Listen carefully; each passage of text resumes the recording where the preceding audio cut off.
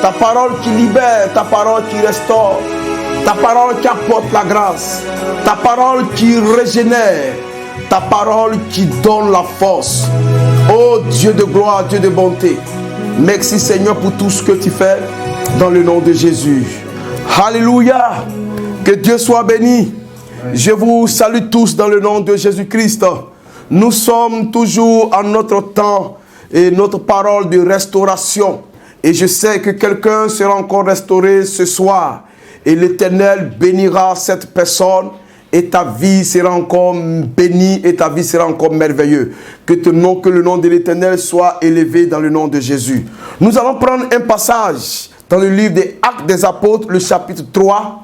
Nous allons lire deux versets. Le verset 4 et le verset 12 à 13.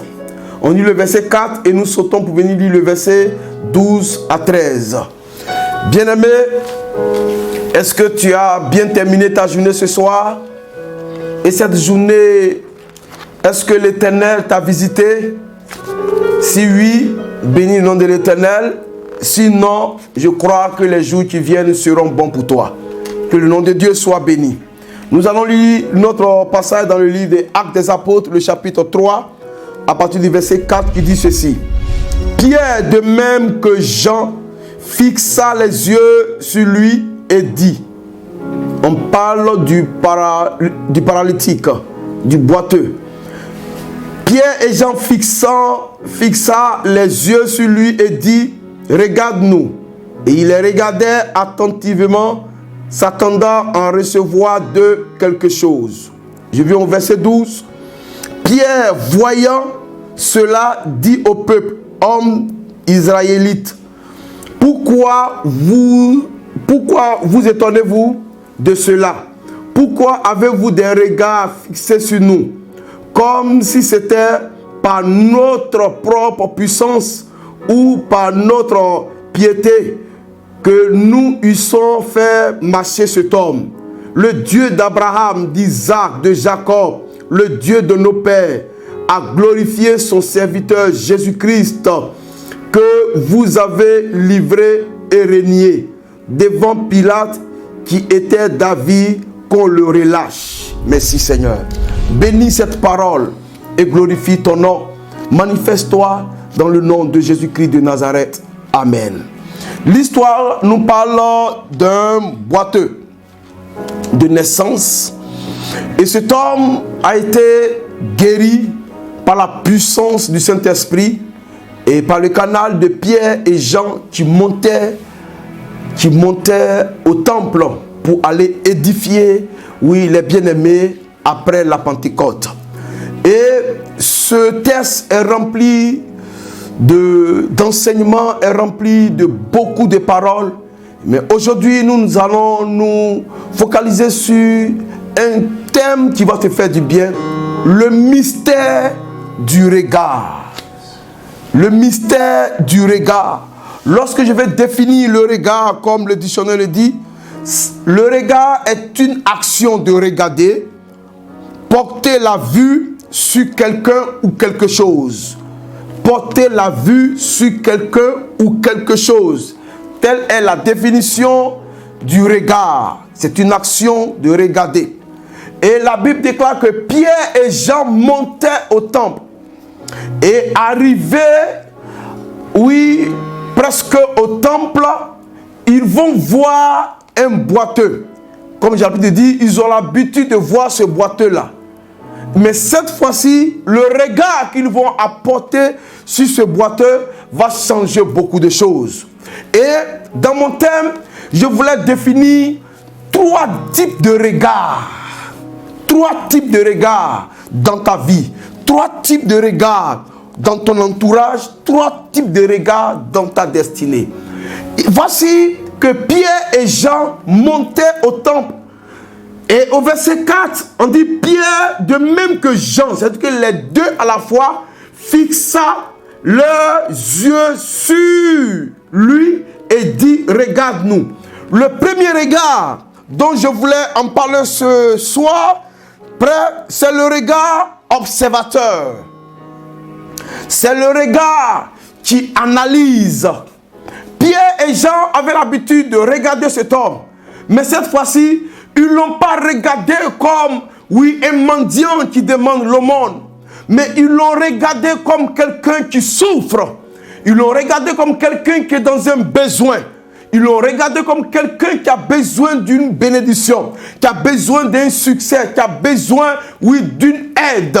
Pierre et Jean le regardaient. Bien-aimés, en le regardant, ils vont l'observer, ils vont le dévisager, ils vont le scruter du regard. Oui, ils vont maintenant prendre le temps de regarder et ils vont s'arrêter.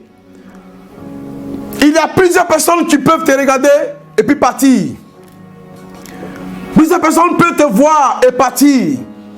Mais rares sont des personnes qui vont te regarder et ils vont s'arrêter. Pierre et Jean ont vu ce paralytique, mais ils se sont arrêtés. Bien-aimé, le premier regard, c'est que quelqu'un va te regarder et cette personne doit s'arrêter au nom de Jésus.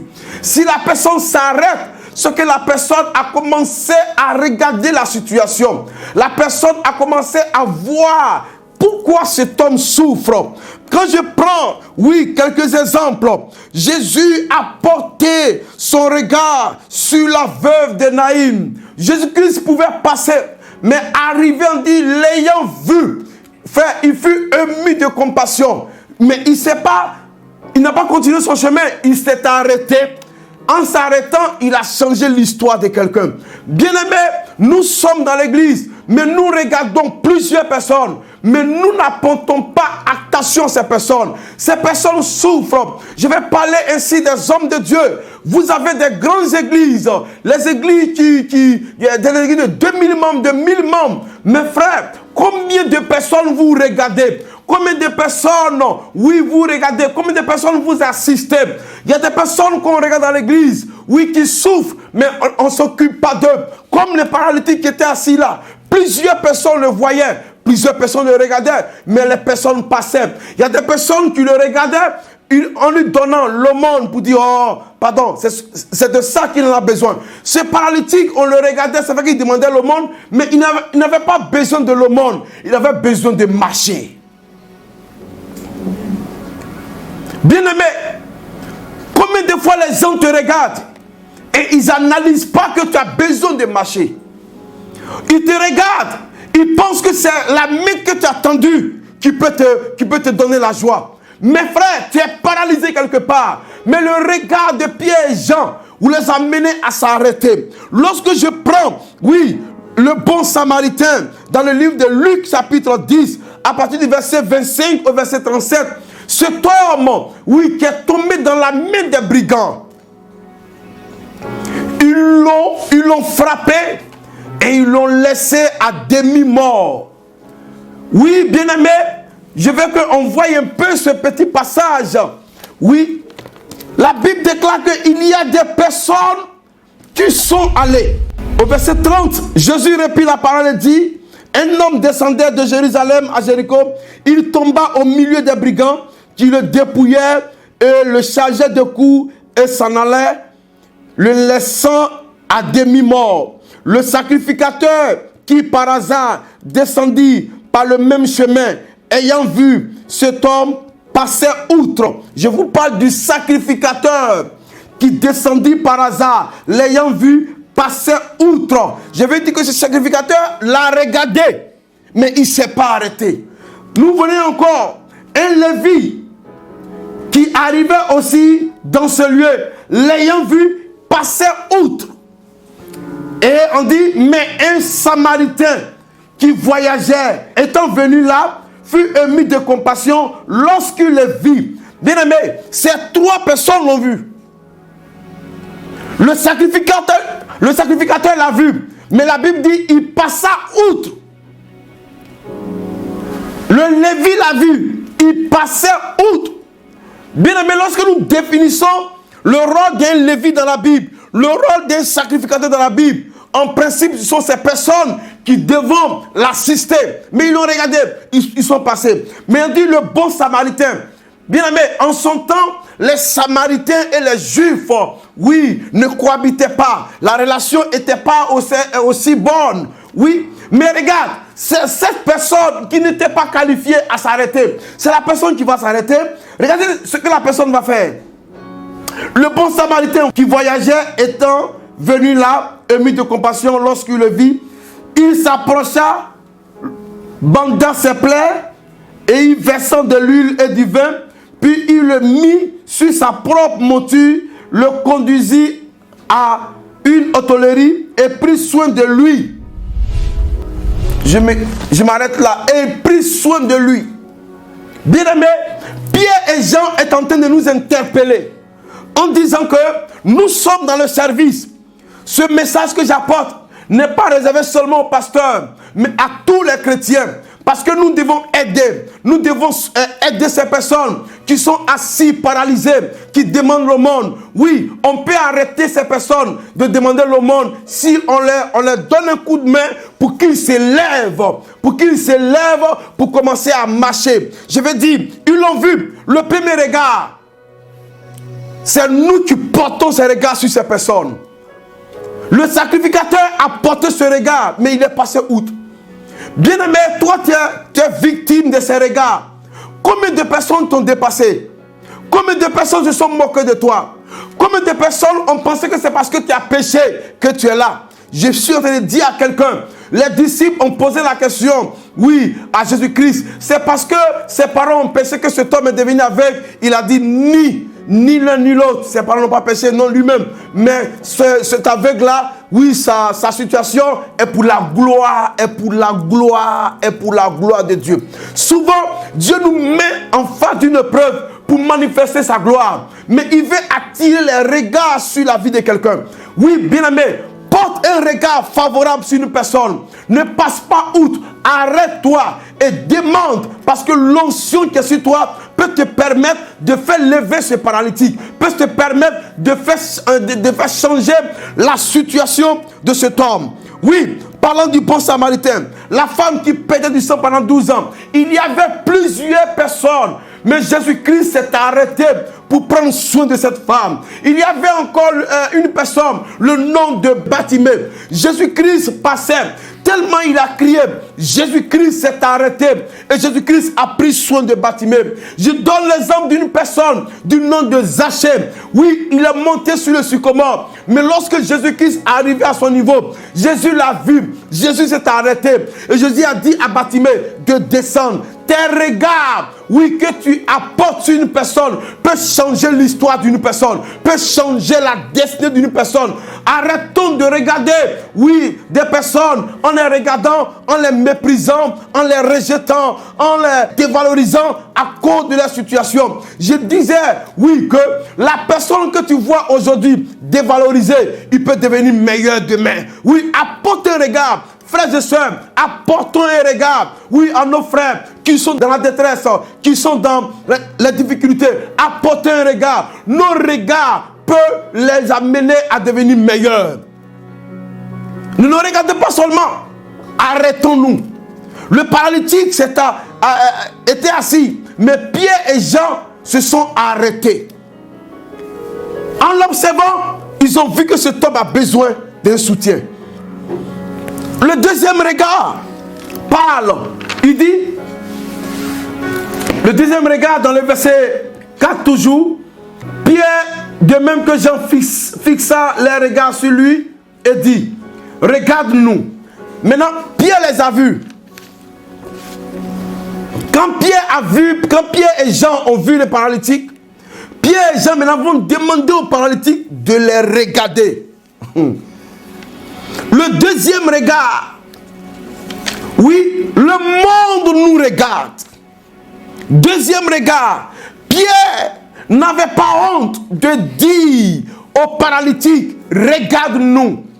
Bien-aimés, nous sommes les imitateurs de Christ. Le monde doit nous regarder. Nous devons amener le monde à nous regarder. Nous devons amener nos frères et sœurs à nous regarder. Nous devons amener les païens à nous regarder. Nous devons amener, oui, ceux qui souffrent à nous regarder. Aujourd'hui, le monde ne peut pas nous regarder Parce que lorsque le monde nous regarde, le monde ne trouve pas l'espoir, le monde ne trouve pas la solution, le monde ne trouve pas, bénéfice de regarder ces personnes avec qui, on s'assoit dans le même maquis pour boire. Oui, quelle est la différence? Cet homme ne pourra jamais se confier à toi. Cet homme ne pourra pas dire que ton Dieu est meilleur. Pourquoi? Parce que, vous êtes confondus avec ces païens. Qui marquaient une différence. Pierre et Jean, ils ont dit, on n'a ni or ni argent, mais regarde-nous, nous avons une personne à te présenter. Regarde-nous. Aujourd'hui, toi, tu me regardes. Est-ce que tu peux dire à quelqu'un de te regarder ton caractère? Est-ce que ton caractère est agréable à regarder? Est-ce que ta vie est agréable à regarder? Est-ce que ton foyer est agréable à regarder? Nous qui devons porter, comment ça s'appelle, un exemple, nous qui devons être un modèle, nous sommes dans l'église. Les parents qui sont dans l'église, tu es marié il y a 26 ans, ou bien tu es marié à 30 ans, mais ton foyer ne donne même pas, un exemple pour que les jeunes filles puissent aller au mariage. On ne peut pas regarder ton foyer et dire, voici le meilleur foyer. Regarde ta vie et change de comportement pour que, le monde puisse nous regarder. Pierre et Jean ont dit aux boiteux, regarde-nous. Pourquoi Pierre et Jean disent de les regarder? Regarde-nous parce que ce qui est en nous, peut te guérir. Ce qui est en nous peut te faire changer. Ce qui est en nous peut t'apporter le bonheur. Ce qui est en nous peut te donner. Ce n'est pas le fait de venir à l'église avec des grosses Bibles et nous avons des mauvais caractères. C'est pas quand nous allons passer 10 heures de temps dans la présence de Dieu et quand nous sortons, on n'a pas un comportement qui plaît à Dieu. Le monde ne peut pas nous regarder. Voici pourquoi toi tu m'écoutes. Tu n'as même pas la force de dire à ton voisin, viens avec moi à l'église. Tu n'as même pas la force de dire à ton collègue, viens voir à l'église. Pourquoi? Parce que avec ton collègue, tu fais les after work. Après le travail, c'est vous qui vous asseyez dans les bars. Après le travail, c'est vous qui vous asseyez. Ou bien les week-ends, au lieu que tu te donnes à Jésus-Christ, tu te retrouves à la plage avec je ne sais qui. Mais est-ce que tu peux dire à ces personnes, toi tu te dis chrétien, tu salis le nom de Dieu. Tu fais qu'on ne peut pas regarder Dieu au travers de toi. On ne peut pas regarder Jésus-Christ de Nazareth au travers de toi. Parce que ce que tu présentes n'est pas du tout agréable. Pierre et Jean ont dit au paralytique, regarde-nous. Le paralytique, quand tu lis, on dit le paralytique les regardait attentivement. Est-ce que quelqu'un peut te regarder attentivement? Au contraire, quand on dit regarde cet homme, ils vont se moquer de toi, dire oh mais lui là, on ne peut pas se regarder. Aujourd'hui, le corps de Christ est bafoué. Aujourd'hui, on ne respecte plus les pasteurs. Aujourd'hui, on ne respecte plus les oins de Dieu. Pourquoi? Parce que ce que ces personnes font, n'est pas digne à voir, n'est pas digne de regarder. Et aujourd'hui, lorsque tu parles d'un homme de Dieu à quelqu'un, il dit oh, ne me parle plus des hommes de Dieu. Pourquoi? Parce qu'ils ne veulent plus nous regarder. Je vais interpeller quelqu'un. Je veux que tu sois un modèle pour ta génération. Que tu sois un modèle pour ta famille. Que tu sois un modèle. Aujourd'hui, la méchanceté est rentrée dans l'église. L'ingratitude est rentrée dans l'église. Les faux coups sont rentrés dans l'église. Les abominations sont rentrées dans l'église. Comme ce sacrificateur qui regarde cet homme couché, il passe à outre. Comme ce Lévi qui regarde, il passe outre. Mais c'est le bon samaritain qui est considéré comme un homme pécheresse. C'est lui qui va s'occuper de la personne qui est en train de mourir. Nous regardons nos frères et sœurs qui sont en train de mourir dans l'église. On les regarde, mais on ne peut pas apporter un plus. On ne peut pas les aider. Et on se dit chrétien. Bien-aimés, changeons de caractère, changeons de comportement, changeons notre manière de vivre ou bien notre manière de marcher avec Dieu. Toi, tu dis que tu portes le nom de Christ. Pourquoi tu critiques ta soeur? Pourquoi tu fais des complots pour détruire ta soeur ou bien ton frère? Pourquoi tu es ingrat? l'église t'a aidé à devenir quelqu'un de bien. Mais en retour, tu deviens ingrat, méchant. Tu critiques. Tu n'as pas un bon regard. Le caractère que tu présentes n'est pas un bon regard. Suivons l'exemple de Pierre et Jean. Ils ont eu le courage de dire à cet homme, regarde-nous. On n'a ni or ni argent.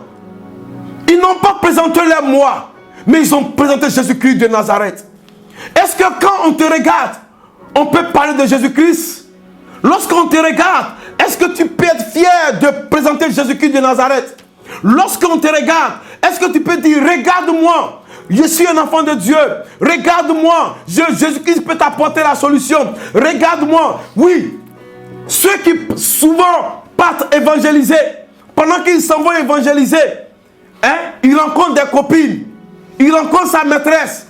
Il dit, donne ta vie à Jésus, puis ils sont dans le couloir, on se moque de lui. Arrêtons de faire semblant. Parle de Jésus-Christ, mais vis Jésus-Christ. Quand tu parles de Jésus-Christ, vis Jésus-Christ. Pierre et Jean vivaient Jésus-Christ. Voici pourquoi cette puissance s'est manifestée en eux. Et il a dit, on n'a ni or ni argent, mais dans le nom de Jésus-Christ, lève-toi et marche. Église de Dieu, nous sommes un modèle. Le monde doit nous regarder et marcher. Le monde doit nous regarder et avoir de l'espoir. Le monde doit nous regarder et avoir. Aujourd'hui, l'église a changé de visage. L'église est défigurée. Oui, c'est à l'église on trouve toutes les mauvaises choses. L'église qui était un lieu de transformation. Oui, du négatif au positif. Mais c'est dans l'église que des personnes sortent découragées. C'est dans l'église des personnes sortent avec la rancune. C'est dans l'église des personnes sortent avec des maladies. Pourquoi? Parce que les frères et sœurs, où la Bible dit il est bon et agréable pour des frères et sœurs de demeurer ensemble. Ce verset n'a plus de valeur. Ce verset n'a plus de valeur. Des personnes, comment ça s'appelle là? Préfèrent rester chez eux à la maison. Pourquoi? Parce qu'en venant à l'église, oui, des personnes qui se disent chrétiens vont commencer à l'éloigner, les critiquer.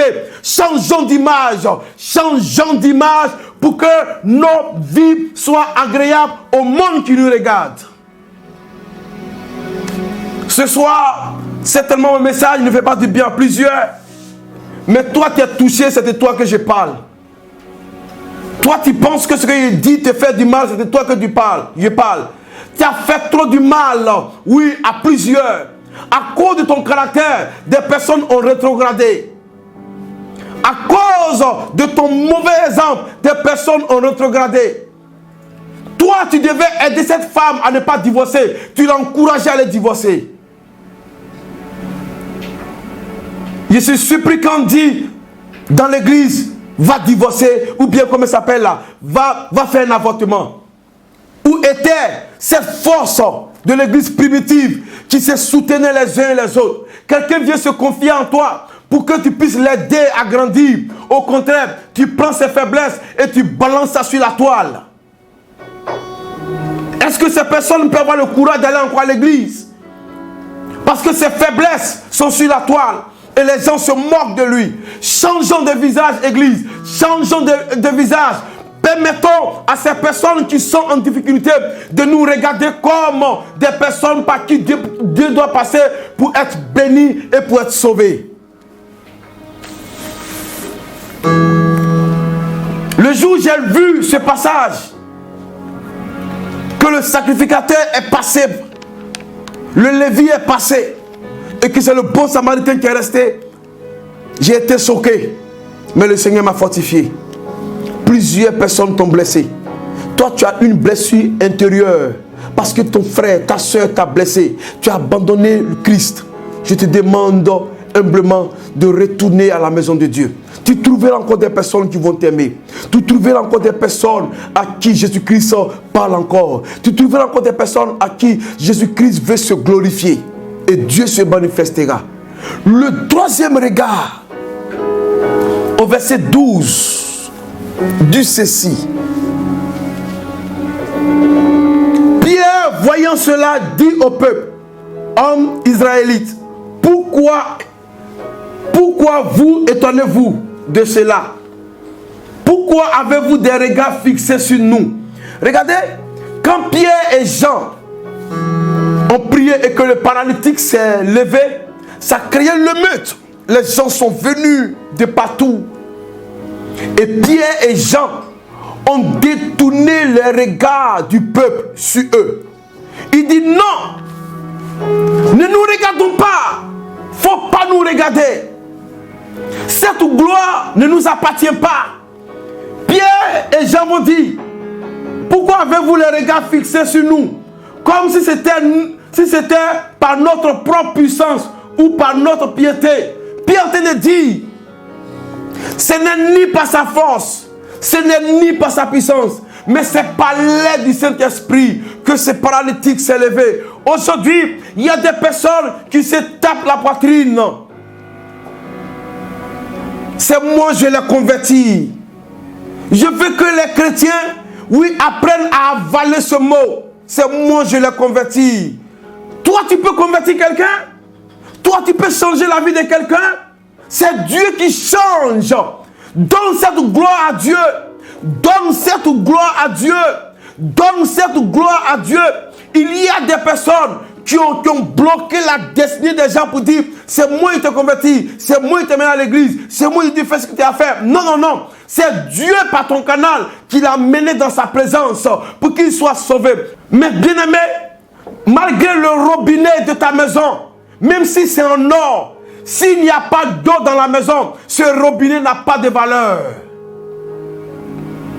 Ce robinet a de la valeur quand l'eau sort. Bien-aimés, nous sommes comme le robinet. Et le Saint-Esprit passe par nous pour guérir des personnes. Pierre dit, c'est pas à moi la gloire, à Dieu soit la gloire.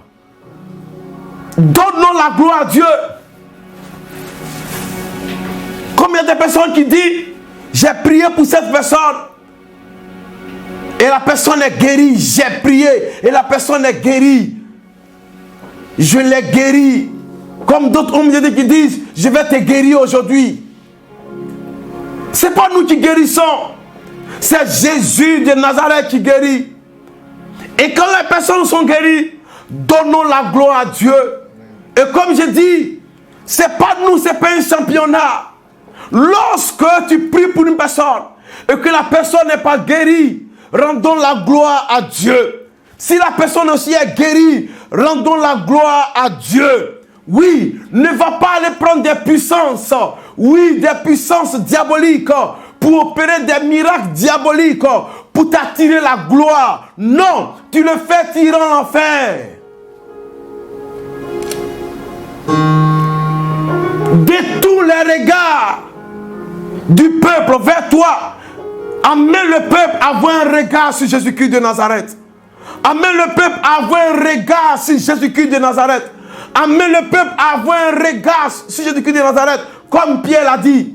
Ne me regardez pas. C'est pas moi que j'ai fait.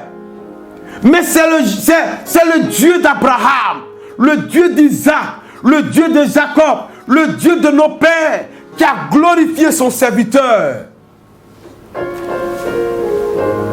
Je dis, la bénédiction que tu as eue, amène cette bénédiction vers Jésus-Christ de Nazareth. La grâce que tu as eue de te marier, bénis le nom de Dieu pour ça. Ce n'est pas parce que tu es plus belle que les autres que tu t'es marié. C'est Dieu qui t'a fait la grâce. Aujourd'hui, tu roules dans les belles voitures. Ne méprise pas les autres. Ce n'est pas parce que tu es intelligent que les autres. Ce n'est pas parce que tu es diplômé que les autres. Mais ce n'est pas plus grâce. Donnons-lui toute la gloire. Si tu as pu avoir une maison et que des personnes dorment dans un sucre au bois, ne les méprise pas. Donne toute la gloire à Jésus-Christ de Nazareth, de ce que sur toi, il t'a donné la grâce d'habiter dans une grosse maison. Je veux dire à quelqu'un, lorsque tu es béni, donne la gloire à Dieu. Lorsque tu poses une action dans la maison de Dieu, donne la gloire à Dieu. La gloire ne doit pas te revenir, la gloire doit revenir à Dieu, parce que nous sommes qu'un instrument. Bien-aimé, le premier regard nous parle de nous qui regardons ces personnes. Car la Bible déclare dans le livre de Romains que nous qui sommes forts, soutenons ceux qui sont faibles. Mais c'est quand on va les regarder et on va s'arrêter sur les situations que la bénédiction de Dieu s'attachera. Et par notre canal, l'Éternel bénira ces personnes. Et de le deuxième regard, amenons ces personnes à nous regarder. Église, amenons le monde à nous regarder. Amenons ces païens à nous regarder. Amenons ces personnes assoiffées de la grâce à nous regarder. Amenons-les à nous regarder. Comment ils doivent nous regarder? Ils doivent nous regarder parce que nous avons un bon comportement. Nous avons un bon caractère. Nous avons un caractère qui mérite d'être regardé. Le caractère de Christ. Marchons selon la voie de l'Éternel. Mais aujourd'hui, des personnes ont détourné leurs regards. Pourquoi? Parce que ceux qui pouvaient apporter la solution ne peuvent pas le faire. Et ils se tournent vers les marabouts. Se tournent vers les charlatans. Oui, mais pourquoi on se plaint? Puisque nous, on n'est plus un modèle. C'est à l'église qu'on se bat. C'est à l'église que tu vas voir que le pasteur se bat avec un fidèle ou bien les diacres se battent entre eux. Quand il dit bat, c'est pas seulement les parents là, ils se battent comme ça. Et c'est les païens qui vont quitter au dehors pour venir les séparer. Où est le témoignage que nous donnons? Ils ne peuvent plus nous regarder. Quand les païens vont nous dire, mais c'est vous qui êtes chrétiens et c'est vous qui faites ça. On a honte. Demandons à Dieu et revoyons notre conduite pour que ce monde nous regarde.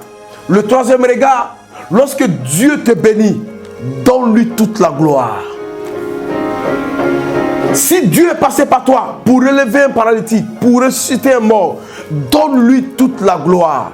Car ce n'est ni par ta force, ce n'est ni par ton intelligence, ce n'est ni par ta compétence, mais c'est par le Saint-Esprit que nous autres, nous avons été bénis et guéris. Et rendons-lui toute la gloire. Je vais dire à quelqu'un ce soir, rends-lui toute la gloire. Dans les bons moments, comme dans les mauvais moments, rendons-lui toute la gloire. Rendons toute la gloire à Dieu. Pierre et Jean, ils pouvaient dire que c'est nous là, respectez-nous. Mais il dit, donnons la gloire au Dieu de Jacob, au Dieu d'Abraham, d'Isaac et de Jacob, car c'est lui qui l'a fait. Dieu peut le faire aussi pour toi. Rendons toute la gloire à Dieu. Toi, tu me suis. Si tu as été béni, donne-lui toute la gloire. Si tu as eu la promotion, donne-lui toute la gloire. Si tu es marié, donne-lui toute la gloire. Si tu as eu des enfants, donne-lui toute la gloire. Si tu as eu un bon travail, donne-lui toute la gloire. Si tu as eu, une bonne entreprise qui fonctionne, qui marche, donne-lui toute la gloire. Si tu es béni par les biens matériels, donne-lui toute la gloire. Toi, tu as eu à manger aujourd'hui, donne-lui toute la gloire. Donnons-lui la gloire à Dieu. Bien-aimé, lève tes mains et au son de cette musique avec le groupe musical, donnons-lui la gloire.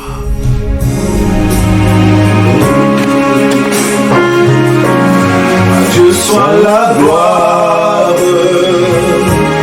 à Dieu soit la gloire, c'est pourquoi nous chantons, à Dieu soit la gloire. Dieu soit la gloire, à Dieu soit la gloire, c'est pourquoi nous chantons, à Dieu soit la gloire. Oh, béni soit son nom, alléluia, béni soit son nom,